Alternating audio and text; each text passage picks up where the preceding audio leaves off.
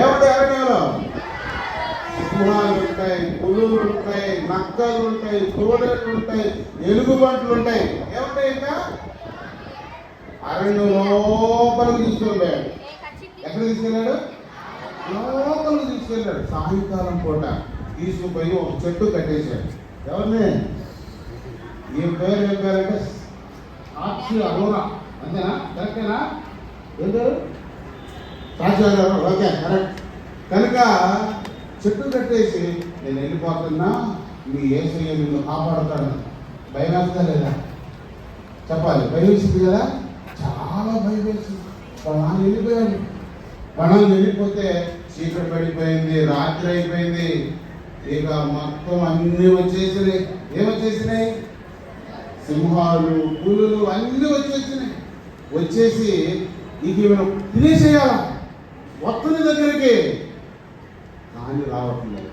అన్ని చుట్టూ కూర్చోన్నాయి. ఎవరు చుట్టూ? ఆ పాప చుట్టూ కూర్చుంది. పాప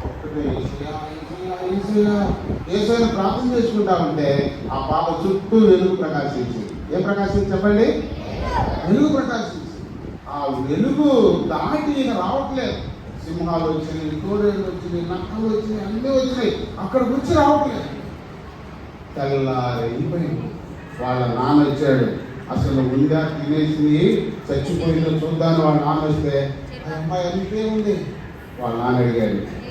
ఏమడిగాడు? ఏమి నీళ్ళు రాలేదంటే అన్నీ వచ్చినాయి డాడీ. అన్నీ వచ్చినాయా? మరి ఏం చేయలేదంటే ఏమీ చేయలేదు. ఎందుకు చేయలేదనంటే రాత్రి నా చుట్టూ ఏం ప్రకాశించింది? ఏం ప్రకాశించింది? ఏమి ప్రకాశించింది. అప్పుడు వాళ్ళ నాన్న, నీ దేవుడే నిజమైన యేసయ్య నిజమైన దేవుడు, నేను కూడా నీ అమ్మటి మందిరానికి వస్తానని చెప్పి యేసు ప్రభువుని అంగీకరించాడు. మీరు కూడా ప్రభు కొరకు నిలబడతారు. అట్లా కొంచెం మీరు కూడా నిలబడతారా? అదే ధైర్యం. యేసయ్య కొరకు ఏం చేయాలి? మనందరము నిలబడాలా. పాఠం చేయడం మీరు ఇప్పుడు ఎన్నో పాటలు ఈరోజు? ఇది 4వ. ఇప్పుడు ఈయన పేరు మనకు తెలుసు. ఏం పేరు చెప్పండి? నా పేరు ఏం పేరు? సరే, ఈరోజు ఆమెకు ఇంకో పేరు పెడదాం మనం. మా ఏ పేరు? ఏ పేరు? ఆ పేరు అమీ కార్మైకెల్. అంతే కదా? అమీ కార్మైకెల్. అమీ ఏం పేరు? చెప్పండి. ఏం పేరు? అమీ కార్మైకెల్. ఏం పేరు? తర్వాత ఈమె పేరు నిదానంగా మార్చబడింది. ఎందుకంటే ఆమె చాలా మంచి పనులు చేసింది. ఉదయం కూడా చూశారు కదా, మంచి స్కూల్ ఓపెన్ చేసింది, అన్నీ చేసింది.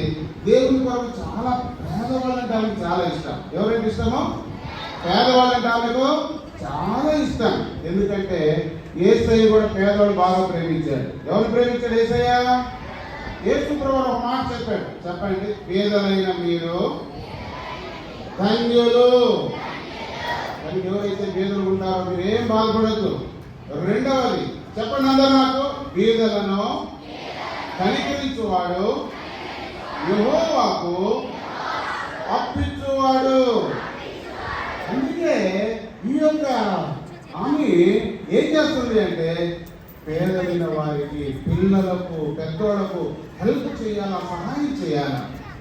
ఆమె భారతదేశానికి ఎప్పుడు వచ్చిందో మీకు తెలుసా? ఎప్పుడు వచ్చిందో భారతదేశానికి ఎప్పుడు వచ్చిందో తెలుసా? ఆమె 1895లో వచ్చింది. ఎప్పుడు వచ్చింది? చెప్పాలి గట్టిగా. 1895. 1895 నుండి 1951 వరకు ఇండియాలో ఉంది ఆమె. ఏ ఊరిలో ఉందో చెప్తారా? ఏ ఊరిలో ఉంది? Very good. దాదాపు 56 సంవత్సరాలు ఇక్కడే ఉండి ఆమె చాలా చేసింది. సరే, ఈరోజు మీకు ఈ పాట చూస్తున్నారు బొమ్మ. అందరికీ చూడాలి. తలకాయ ఇది చూడాలి. అమీ ఏమైతే కార్మైకెల్ కదా. సరే, ఇక్కడ ఒక ఆయన కనబడుతున్నాడు. ఆయన చాలా ధనవంతుడు. చెప్పాలి. ఎవరైనా చాలా ధనవంతుడు కాబట్టి ఆయన అడిగింది, ఏమండి నేను స్కూల్ పెట్టాను, తర్వాత పిల్లలు ఉన్నారు, నా దగ్గర చాలా మంది పిల్లలు. ఉదయం చూసుకున్నాం కదా, ఆమె చిన్నపిల్లలు నమ్ముతుంటే కొన్ని కొనుక్కుంది కదా. ఇట్లా పిల్లలు నా దగ్గర చాలా మంది 30-40 మంది పిల్లలు ఉన్నారు, కొంచెం వాళ్ళకి సహాయం చేయాలని చెప్పి ధనవంతుని అడిగింది. ఎవరు